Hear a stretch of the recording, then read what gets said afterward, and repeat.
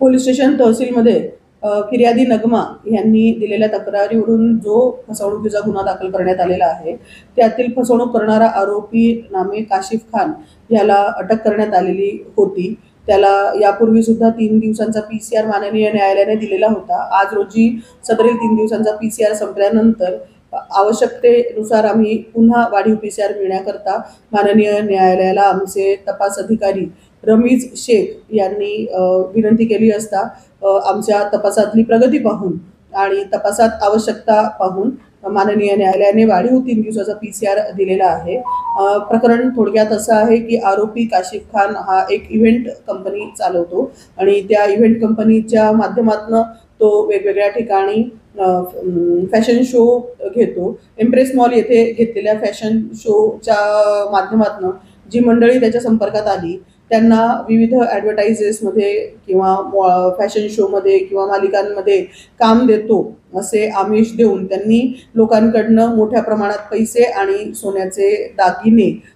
ताब्यात घेऊन आणि ते स्वतःच्या स्वार्थासाठी वापरले होते आणि त्या मंडळींना दिलेल्या आमिषाप्रमाणे कुठेही काम मिळवून दिले नव्हते. जेव्हा लोकांना असं लक्षात आलं की ह्यांनी आपले पैसे वापरले आणि आता आपल्याला कुठेही काम देत नाही आहे, त्यावेळेस त्यांनी त्याला ते पैसे वापस मागण्याचा प्रयत्न केला, परंतु त्यांनी कोणाचेही पैसे किंवा सोन्याचे दागिने वापस न करता त्यांना उडवाउडवीची उत्तर दिले. फिर्यादी महिला यांना तर त्यांनी गलिच्छ शिवीगाळ करून त्यांच्याशी अभद्र बोलणं करून त्यांचा वेळोवेळी अपमान केलेला आहे. त्या अनुषंगाने सदरील महिलेनी पोलीस स्टेशन अजनी तसेच पोलीस स्टेशन तहसील येथे या गुन्ह्याच्या खेरीज 2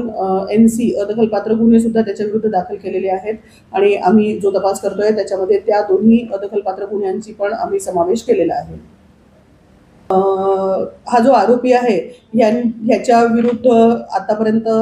फिर्यादी नगमा यांच्यासोबत इतर जे 16 ते 17 साक्षीदार आमच्याकडे आले होते त्यांचे एकूण आतापर्यंत प्राथमिक निष्पन्न झाल्याप्रमाणे 22,86,000